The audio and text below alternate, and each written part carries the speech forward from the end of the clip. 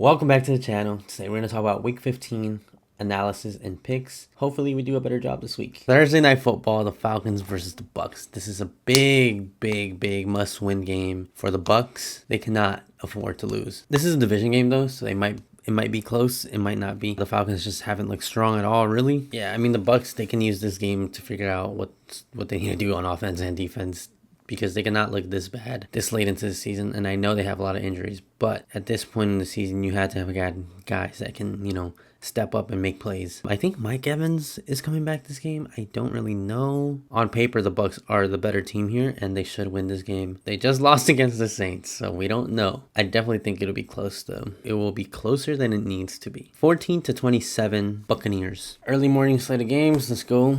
We got the Browns versus the Bears. The Browns, Browns just don't look good at all. So the Bears should win this pretty handily as well. Again, they played a stronger Packers team. I don't want to say this will be a walk in the park for them, but this is an easier matchup, and I definitely think that they have a lot more going for them on the offensive and defensive side of the ball. Browns just don't really have much going for them at all, so can't really give much else other than that. 30-15 Bears. The Ravens versus Bengals, another division game. They might still have a chance in the playoffs, but the Ravens just not looking good. They have looked so sloppy, and really it's hard to trust anything they're doing on the offensive side of the ball, and their defense is just not as good at all either. But yeah, the Bengals, they have looked sharp now with Joe Burrow back at QB.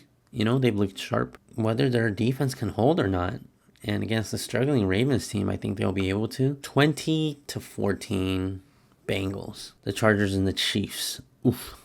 Another division matchup. I think this will be pretty close, simply because of the fact that the Chargers they're still very injured, so it's just a matter of whether their O-line can hold against that Chiefs D-line, which is probably the only thing going for the Chiefs right now. They picked up a couple injuries in their secondary this past weekend, and so on the offensive side, Patrick Mahomes has to figure it out. And despite Chris Collinsworth being Chris Collinsworth, I think that the Chiefs are not as great of a team as as he thinks they are. The Chiefs are fighting for their life right here for a playoff spot. 18-13 Chargers. The Bills and the Patriots, another division game. The Bills are looking hot now. They're catching a streak. The Patriots are coming off a bye week, so they are healthy and rested. I think it's just two higher-powered offenses going at it with each other. But the difference here is that the Patriots actually have a good defense. So we'll see how Josh Allen plays against a great Patriots defense. But this will be a very close game. 24-21 Bills. Commanders and Giants, two teams that are very much at the bottom of the barrel. Not really much going for either of them. Jaden Daniels isn't playing again this week after re-hurting his arm. And the Giants, despite a lot of their injuries, they still look like a decent team. 21-14 Giants. The Raiders and the Eagles. Oh man, it does not get worse than this for a matchup. The Raiders are horrible, and despite Geno Smith being questionable, I don't really think that matters. Yeah, for the Eagles, they really got a lot going here. They can definitely use this game as a tune-up game to really just put a beating on the Raiders, walk away with a very good W. 30-18 Eagles. The Jets and the Jaguars, again, bad matchup. The Jets are just not a good team. The Jaguars have caught their stride, and they are looking strong and scary. 30-14 Jaguars. Cardinals and the Texans, another bad matchup. Cardinals don't got anything going. A lot of what they put up is in garbage time. This being an away game for them as well. The Texans are just in control of a lot right now, and they need this win as well. They can't afford to lose any more games. They want to win the division, which they are very much still able to do so. The offense for the Texans can use this game to really catapult them into a high-powered offense. Can they do that? Yes. Will that happen? We don't know. I don't know. It's just their offense just seems stuck in the mud, 24-7 Texans. We got the afternoon games now. Oh, Packers and the Broncos. I didn't even know they were playing. Oh, this is going to be a good game. The Broncos facing a really tough Packers team here. We'll see how that offense looks against the Packers defense. The Broncos offense hasn't looked great. They've been winning games, but they don't look amazing doing it. They don't look like a scary offense. Packers coming off a tough win. I think they have a lot more going for them right now, especially on the offensive side of the ball. I think they're very explosive, and they can move the ball through many different players. They have a lot of talent on the offensive side of the ball. The Broncos are going to be tough, though. Their defense is one of the top ones in the league. Like we've been saying the past couple of weeks, they're really strong. The defense for the Packers and the offense for the Broncos, can they get this game into the fourth quarter, keep it close, and maybe find a way to squeeze out a win, for the Broncos. And for the Packers, it's about getting going early.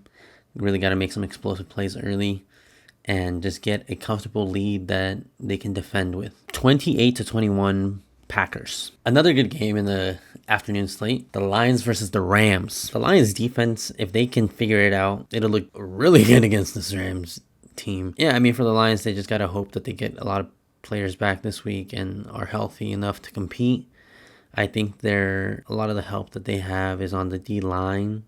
I think they can do enough to disrupt Matthew Stafford's game. And I think that Panthers game was a great blueprint as to how to beat this Rams team, is just being dominant at the line. Just being dominant at the line and being able to destroy the O-line and just create pressure for Matthew Stafford. For the Rams, I mean, they just got to continue to play their game. They got to continue to look for Puka, Devontae. On the defensive side of the ball, just control the edges. I think that's what they've been doing really well. So they just got to continue to play their game. Hope they come out with the victory. But I think that Lions offense is pretty explosive. So they could be a fun matchup for that Rams defense. But it'll be close. I think it'll either be close or a complete blowout.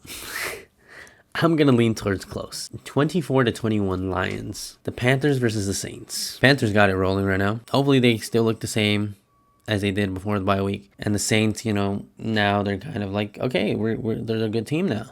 Obviously they're out of completely playoff contention. They're eliminated from the playoffs, but a lot of hope for the Saints moving forward into 2026 for sure. Panthers, again, they just got to continue to find their groove. And this being a division matchup, it could be close. I believe they lost to the Saints just recently too, no? 21-17 Panthers. On to the Titans and the Niners. Oh, the Titans. Oh, man. This is going to be a beatdown. The odds are crazy.